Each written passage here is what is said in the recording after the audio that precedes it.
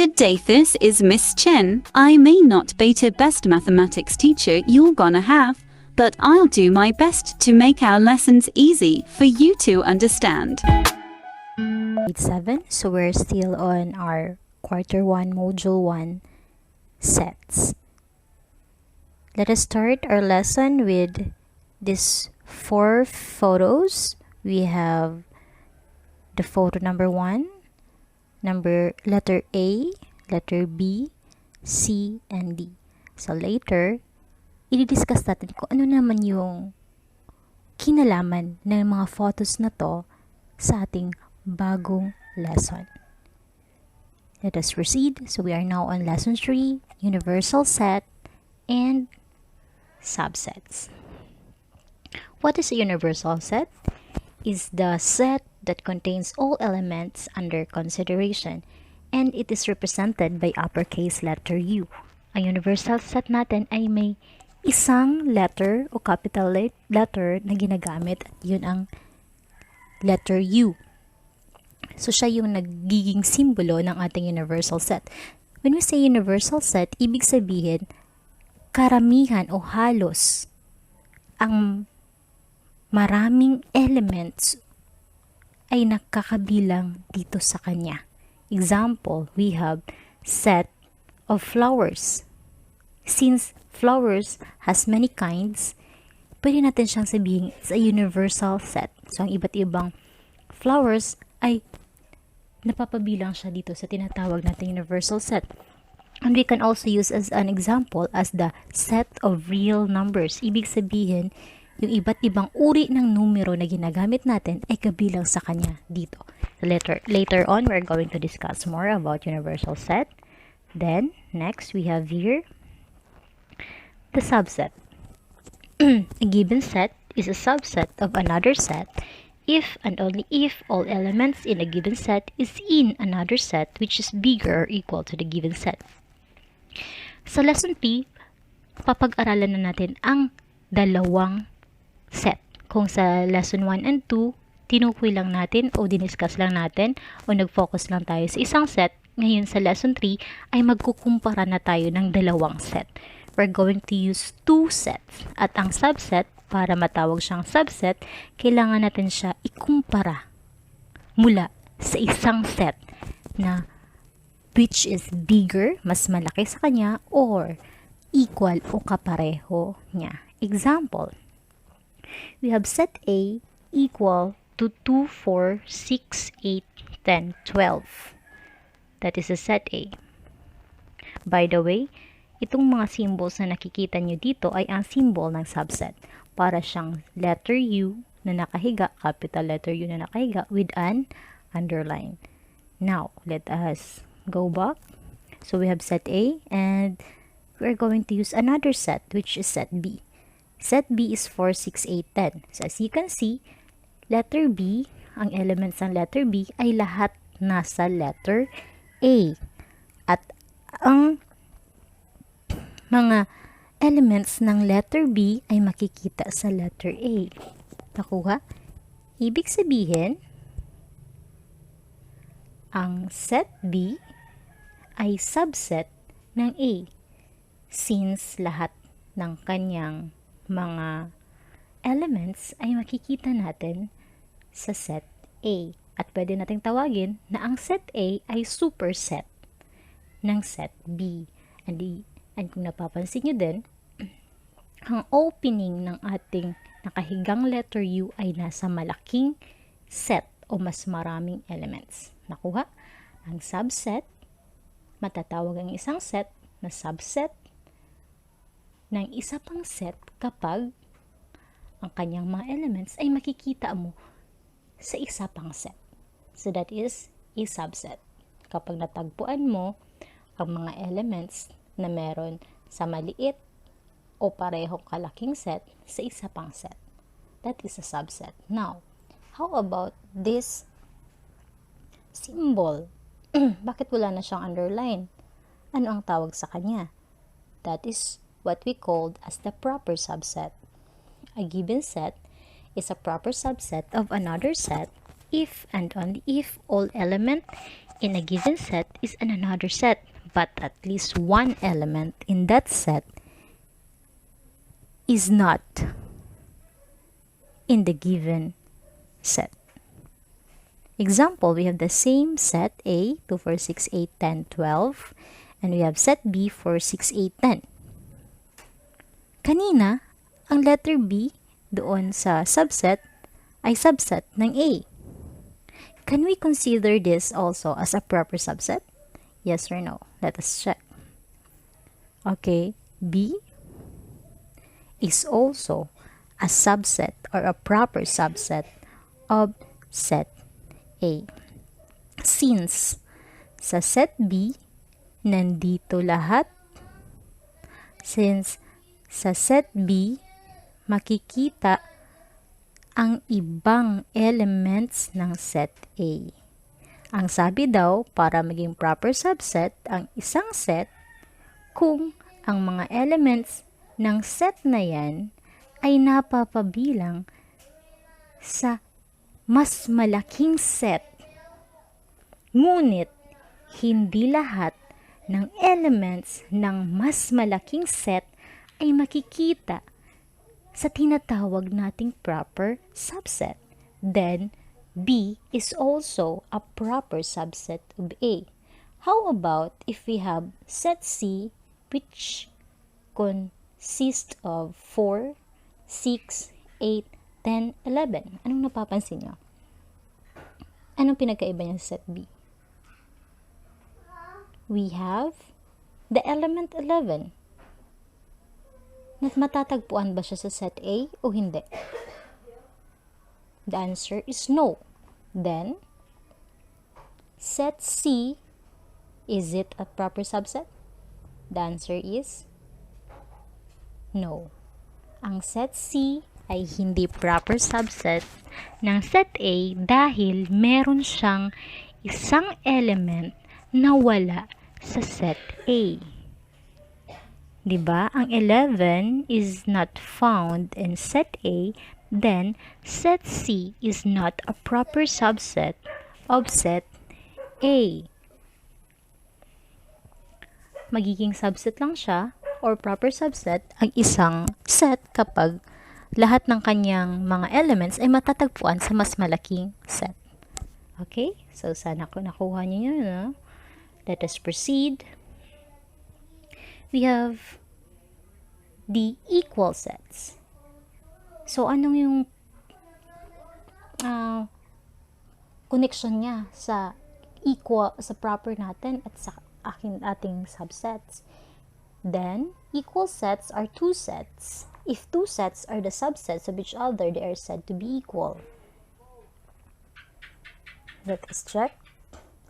Ibig sabihin, ang equal sets ay subset ng similar set. Dapat meron silang same cardinality o bilang at dapat lahat ng elements nila ay pareho para matawag silang equal sets. Example, we have set A 4, 6, 8, 10. And we have set B 10, 4, 8, 6. As you can see, all the elements of A are in B. Kaya lang, not in proper order. Kung mapapansin nyo, sa set A, ang number 4 ay nasa first, while in the set B, nasa second na siya. Nakuha? And 10 is on the first part of set B, while in set A, nasa last part siya.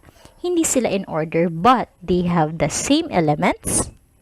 Parehong elements nila, at parehong 4 ang kanilang elements. Then, it is considered as a equal set. A is a subset of B and B is also a subset of A. Nakuha nyo ba yun? Kapag ang dalawang set ay parehas subset ng bawat isa, then they are considered as equal set. Ganun lang kabilis. Kailangan lang maging equal set ng dalawang set kapag sila ay pareho ang mga elements na laman at pareho ang numbers na meron sila. Okay, now, that is equal set. How about in equivalent sets? Sets with different elements but have the same amount of elements or cardinality. Paano ba yun?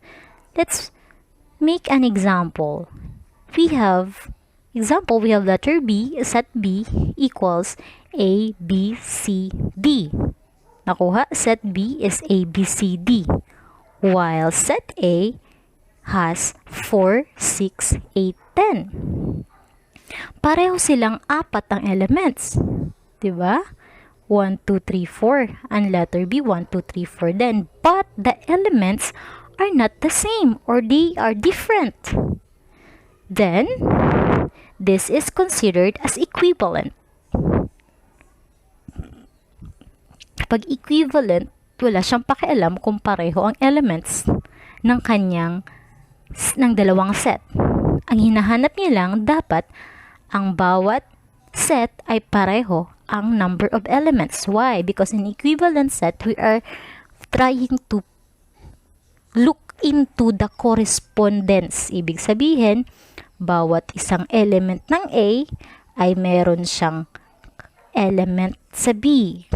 Bawat element ng A ng isang set ay merong siyang magiging equivalent sa set B.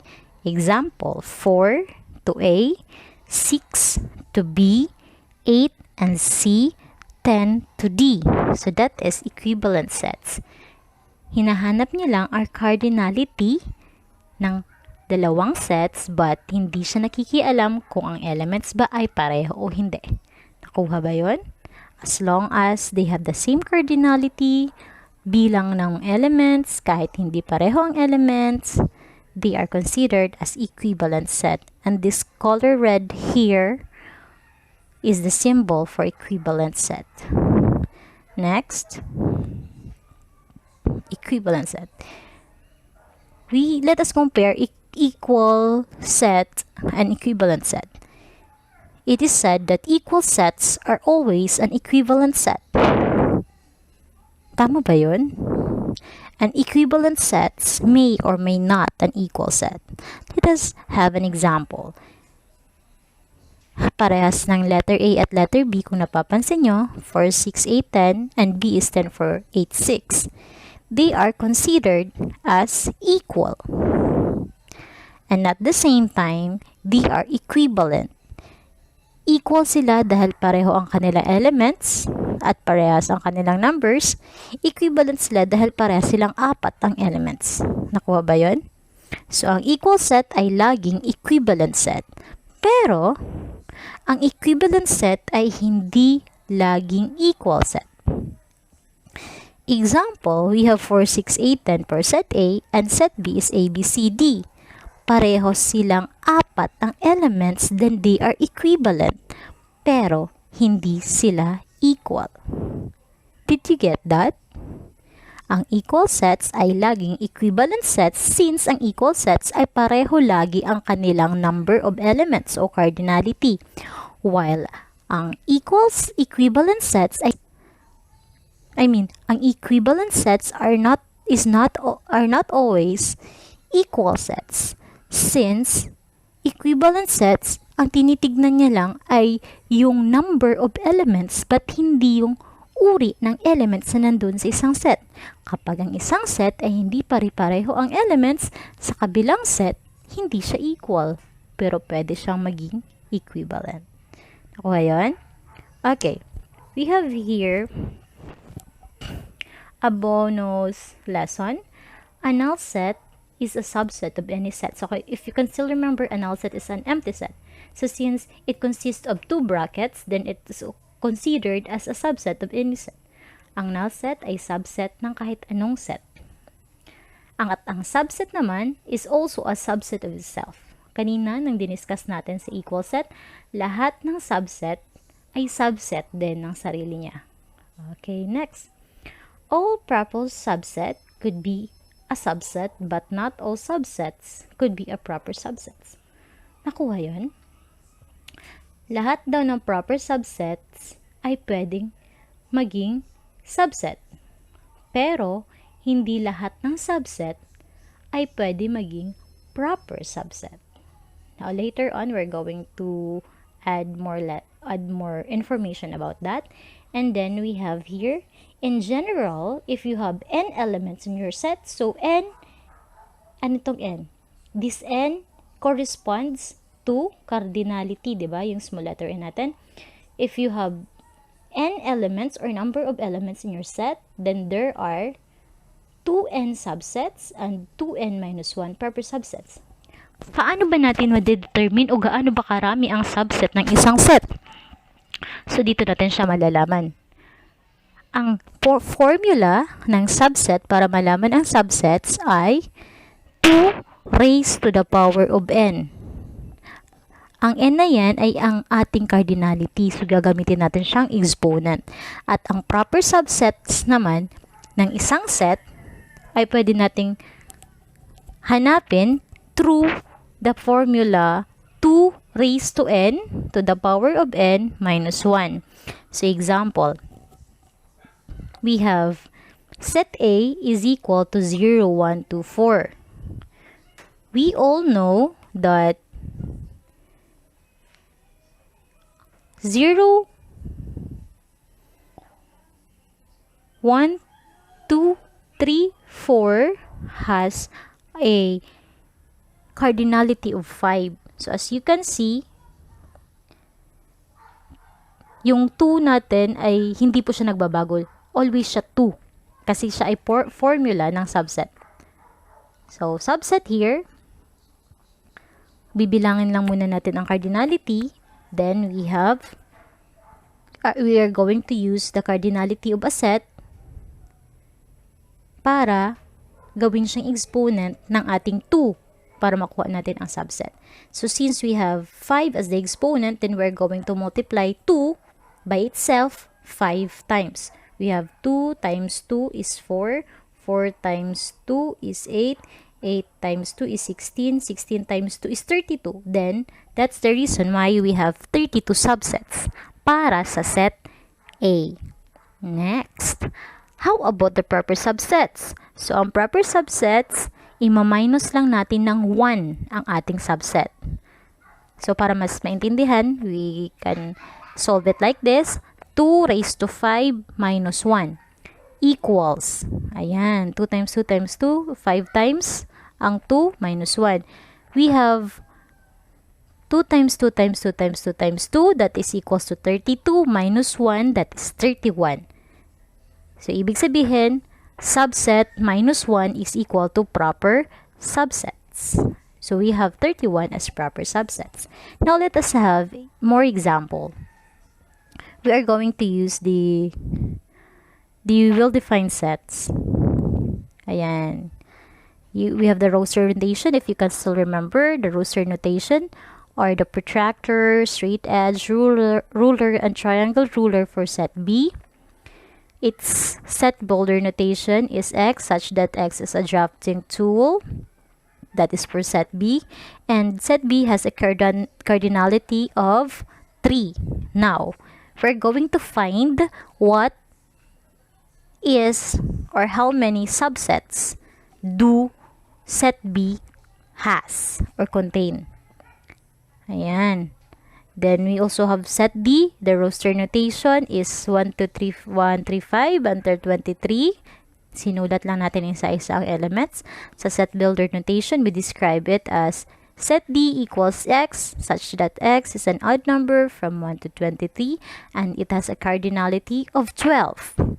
Now, let us go back to set B and find out the number of subsets for set B.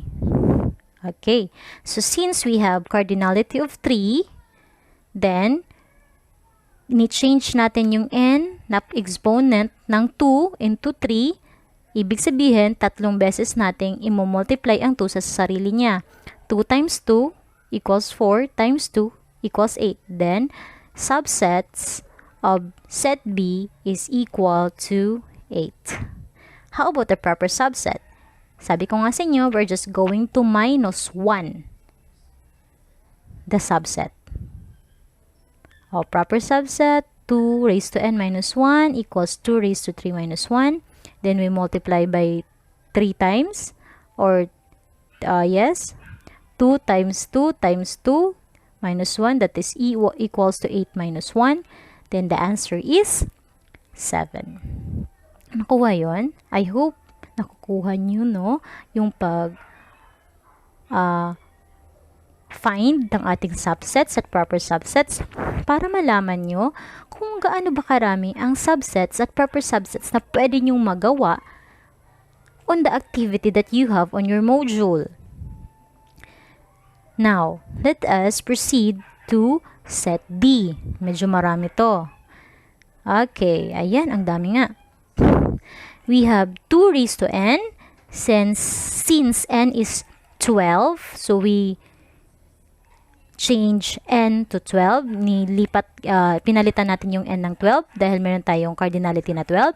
So, ibig sabihin yan, imumultiply natin ang 2 sa sarili niya in 12 times. So, 2 times 2 times 2 times 2 times 2 times 2. So, bilangin natin kung ilang 2 yan. 1, 2, 3, 4, 5, 6, 7, 8, 9, 10, 11, 12.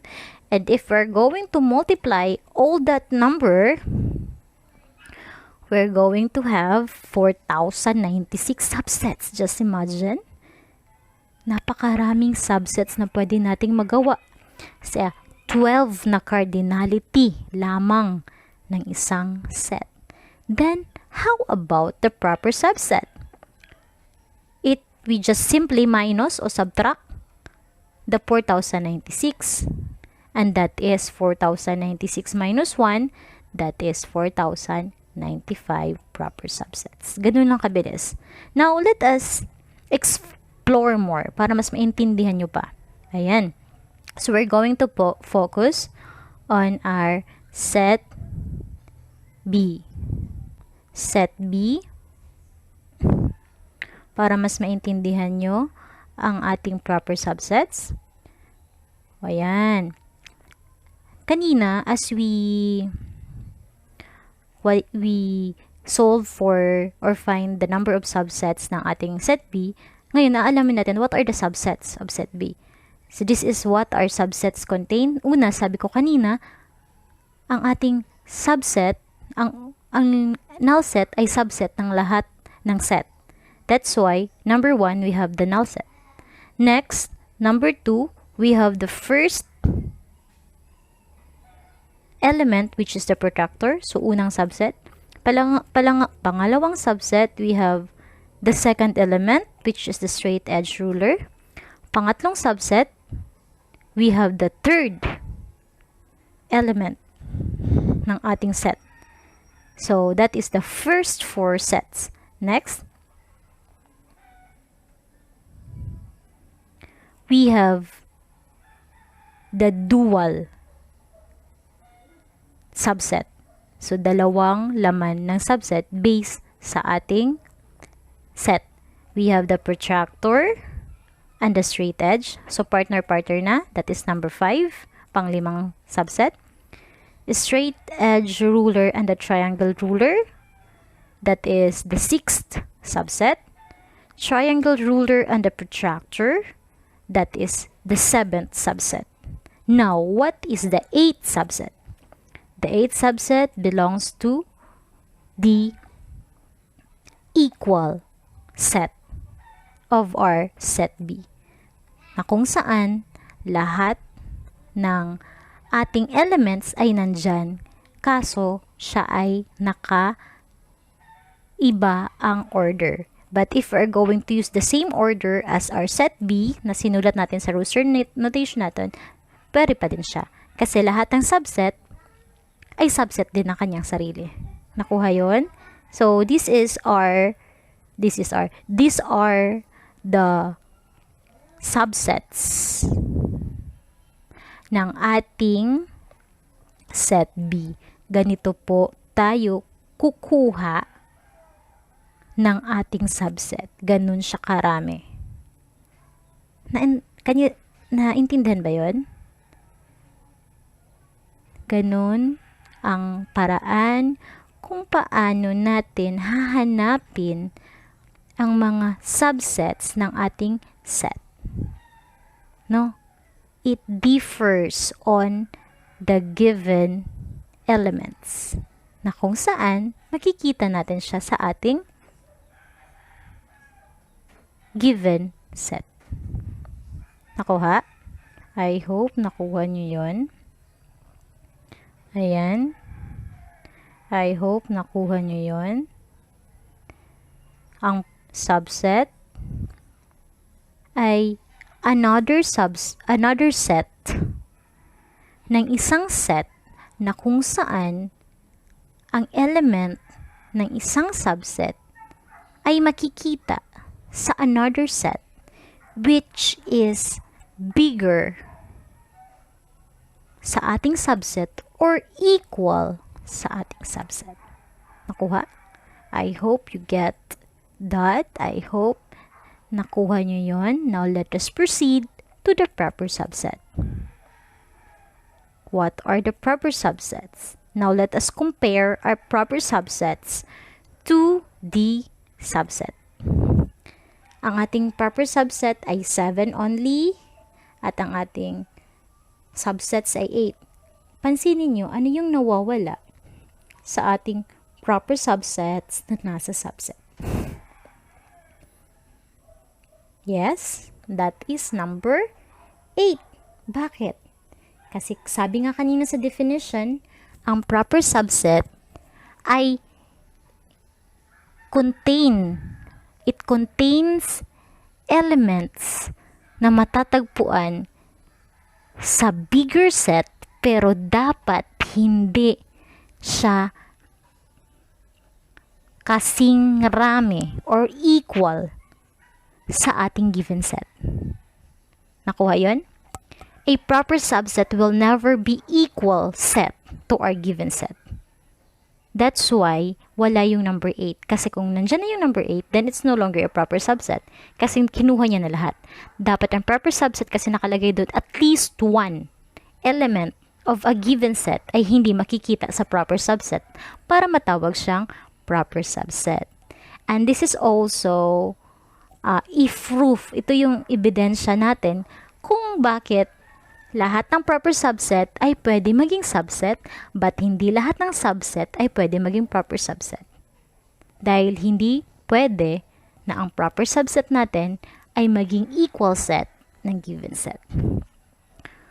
That is a very nice discussion, I think, and I hope you learn from our discussion for today.